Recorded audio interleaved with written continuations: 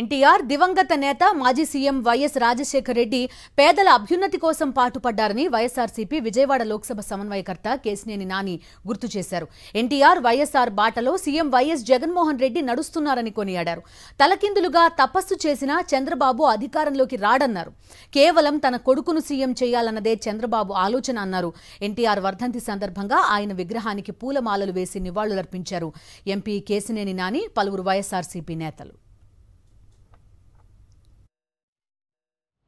పేద ప్రజల కోసం పాటుపడినటువంటి వ్యక్తుల్లో ఆ రోజు నందమూరి తారక రామారావు, తర్వాత రాజశేఖర రెడ్డి గారు, ఇప్పుడు పేదల కోసం పేదల పక్షపాతిగా ముద్రపడినటువంటి మన ముఖ్యమంత్రి జగన్మోహన్ రెడ్డి గారు.